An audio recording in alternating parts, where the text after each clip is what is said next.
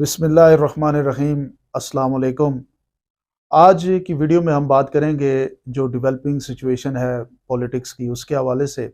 और सबसे इम्पॉर्टेंट बात जो आज आपने देखी होगी वो है नवाज शरीफ साहब की बरीयत, जो आपने एवन फील्ड रेफरेंस में आपने देखा कि बरी हो चुके हैं। इसी तरह फ्लैगशिप आपको पता है कि वो पहले से चल रहा था और वो भी वहाँ पे भी जो है नैब इंटरेस्टेड नहीं थी, तो वहाँ से भी वो बरी हो चुके थे। अब एक इनका केस रह गया है अजीजिया का। तो एवन फील्ड आपने यही जो मशहूर ज़माना जो प्रॉपर्टी है उनकी एवन फील्ड की, वहाँ से तो वो बरी हो चुके हैं। और ये प्रूव हो चुका है कि नवाज शरीफ साहब ने एवन फील्ड जो वहाँ पे प्रॉपर्टी बनाई है, वो इस फैसले के बाद हम यूँ कह सकते हैं कि नवाज शरीफ साहब के वो प्रॉपर्टी बिल्कुल ठीक बनाई है, कोई करप्शन नहीं हुई। और नवाज शरीफ साहब इनोसेंट तरीन है और वो जिस तरह नून लीग कहती है वो सुरखरू हो गए, तो बिल्कुल पाकिस्तान के कानून के मुताबिक वो सुरखरू हो गए। लेकिन इस सारे सुरखरू होने के पीछे एक स्टोरी है जो थोड़ी सी मैं आप लोगों के सामने शेयर करना चाहता हूँ। और अपने मुल्क के कानून के ऊपर और हमारे मुल्क के इदारों के ऊपर सिर्फ हम मातम ही कर सकते हैं, और तो हम ज़्यादा से ज़्यादा कुछ नहीं कर सकते। यही मियाँ नवाज शरीफ साहब थे। थोड़ा सा आप पीछे चले जाएं, नून लीग की गवर्नमेंट थी और बड़ी अच्छी गवर्नमेंट चल रही थी उनकी। और उस वक्त एक पूरा प्लान करके फिर उनके ऊपर एक इसी नैब ने रेफरेंसेस बनाए। इस नैब ने ये प्रूव करने की कोशिश की कि नवाज शरीफ साहब के ऊपर वॉल्यूम 10 भी आ गया है, वॉल्यूम 9 भी आ गया है। और मियाँ मोहम्मद नवाज शरीफ जो है वो पाकिस्तान के करप्ट तरीन लोगों में से हैं। उन्होंने एवन फील्ड के रसीदें नहीं जमा कराई। उन्होंने जनाब इससे पहले करप्शन के अंबार लगा दिए और हर तरह का केस इनके ऊपर बनाया गया। और ऐसा महसूस हो रहा था कि पाकिस्तान का करप्ट तरीन आदमी अगर कोई है तो वो नवाज शरीफ है। यही नैब हमें बता रही थी और यही इन्वेस्टिगेट कर रही थी। और आज अगर आप देखें तो नवाज शरीफ साहब पहले तो फ्लैगशिप से फारूक रिहा हो चुके हैं, उसके बाद एवन फील्ड से। आज किस लिए रिहा हुए कि नैब जो है वो पहले केस बनाने में तेज थी और अब जाके उसने कहा जी हमारे पास हम इस केस को प्रोसीड ही नहीं करना चाहते। तो डेफिनेटली जब आप प्रोसीड नहीं करना चाहते तो इसका मतलब क्या हुआ कि आप इस केस को आगे नहीं चलाना चाह रहे और आप इसमें इन्वेस्टिगेशन नहीं करना चाह रहे, तो नवाज शरीफ साहब बरी हो गए। और इसी तरह अब थोड़ा सा जो रह गया है केस उनका, वहां से भी बरी हो जाएंगे। तो ये हमारे मुल्क का कानून क्या है, थोड़ा सा हमें इन चीज़ों को अंडरस्टैंड करना चाहिए।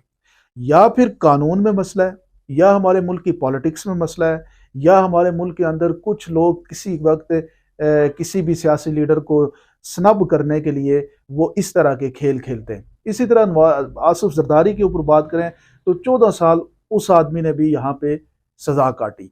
सजा काटने वाले लोग कोई और नहीं है, आपने किसी और पावरफुल तबके से आपको सजा काटने वाला कोई आदमी पाकिस्तान की तारीख में नहीं मिलेगा।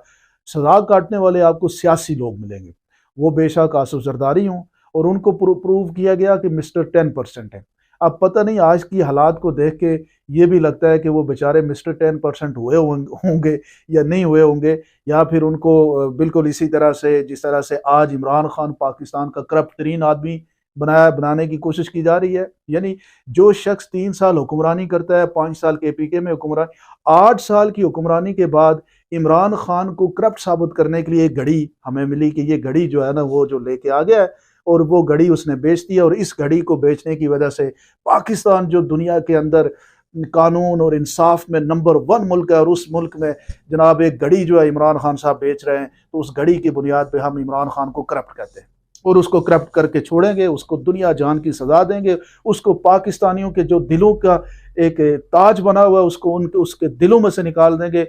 लेकिन यह है कि उसने घड़ी चोरी की तो सजा उसको सुनाएंगे। आप सोचें तो सही ना। मैं सिर्फ ये आप लोगों के सामने क्वेश्चन रखना चाह रहा हूँ कि सियासी लोगों की जिंदगी के ऊपर कितनी कितनी आप यूं कहें कि एक्सपोज्ड और वोलेटाइल जिंदगी है पॉलिटिशियंस की, कि एनी टाइम आप उनको सजा सुना सकते हैं, उनको गिरफ्तार कर सकते हैं। और उसके बाद 15-15 साल के लिए, जैसे आसिफ जरदारी, मियाँ मोहम्मद नवाज शरीफ की गवर्नमेंट, आज तो मुझे अफसोस हो रहा है कि नवाज शरीफ की गवर्नमेंट फिर क्यों निकाली गई इस तरीके से। अगर नवाज शरीफ एवन फील्ड में उनके ऊपर कोई केस नहीं था तो फिर उस वक्त नवाज शरीफ की गवर्नमेंट को क्यों हटाया गया। अगर फ्लैगशिप में उनको मसला नहीं था तो क्यों हटाया गया। अजीजिया में उनको मसला नहीं था तो फिर क्यों उनको उनकी गवर्नमेंट जो उस वक्त ऑलरेडी चल रही थी पाकिस्तान की एक स्मूथ गवर्नमेंट चल रही थी, उस गवर्नमेंट को क्यों हटाया गया। ये जो नवाज शरीफ साहब की गवर्नमेंट हटाई गई, उस केस को भी समझना पड़ेगा।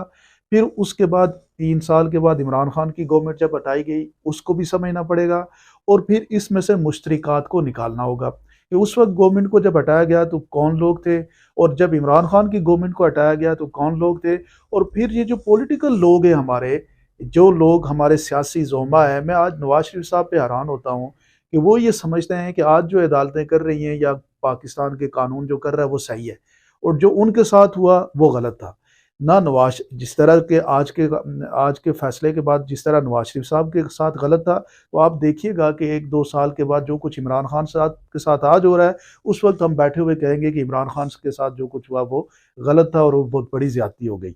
यहाँ पे पॉलिटिकल जिसे कहते हैं मैच्योरिटी का मुजाहरा करना पड़ेगा पाकिस्तान के पॉलिटिशियंस को। सबसे इम्पोर्टेंट आसिफ जरदारी, जो अब एंटिटी है, उनकी सबसे बड़ी जमात है पाकिस्तान के अंदर, उसके बाद नवाज शरीफ और उसके बाद इमरान खान।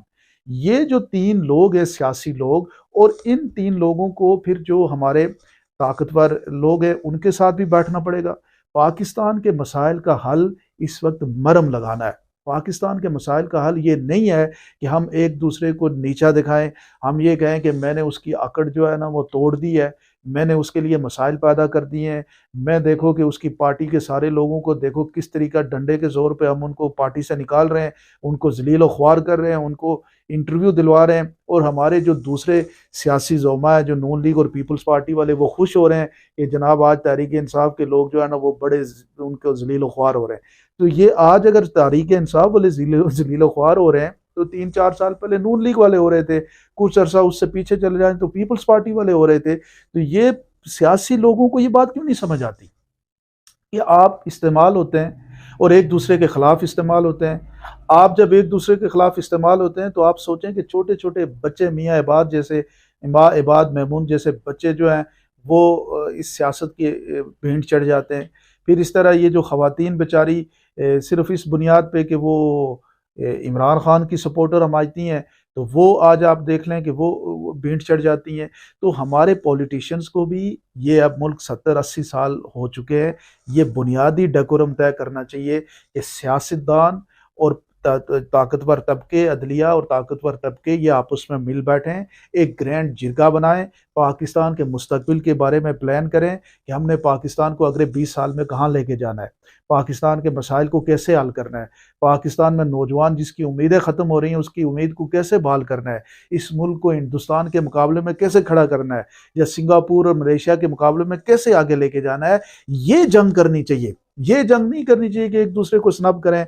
आज इमरान खान जो पूरे पाकिस्तान के अंदर 4 करोड़ 20 करोड़ लोग हैं ना, 4 करोड़ लोगों से अगर आप जाके पूछेंगे तो वो शायद कोई डिफरेंस करे।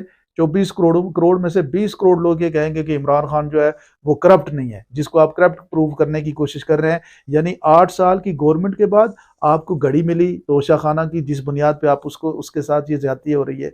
यानी क्यों ये ज्यादती हो रही है और क्यों ज्यादती करवाई जा रही है और क्यों हमारे पॉलिटिशियन इस ज्यादती का हिस्सा बन रहे हैं और इस खेल में एज अ प्लेयर इस्तेमाल हो रहे हैं। इन सबको बैठना चाहिए, हमारे साफ़ी भाइयों को, जो बड़े बड़े हमारे साफ़ी हैं उनको बैठना चाहिए, हमारे जो एक्स सर्विसमैन को बैठना चाहिए, हमारी जो ताकतवर मुक़्तदर हल्के हैं उनको बैठना चाहिए, अदलिया को बैठना चाहिए, पॉलिटिशियंस को बैठना चाहिए, और पाकिस्तान को खदारा अभी मरहम दें, पाकिस्तान के मुस्तकबिल। ये हम ग्राउंड ज़ीरो की ये जो लड़ाई है इससे निकलें और इस मुल्क को कोई बेहतरीन मुल्क की तरफ लेके जाएं, इस मुल्क को स्टेबिलिटी की तरफ लेके जाएं। और स्टेबिलिटी तभी होगी कि सब मिलके फ्री एंड फेयर इलेक्शन की बात करें। उसके बाद जो जीत के आता है, जिसको पाकिस्तान के लोग जिस सियासी जमात के ऊपर एतमाद करते हैं, जो जीत के आता है उसको मौका देना चाहिए कि वो पाकिस्तान की खिदमत करे।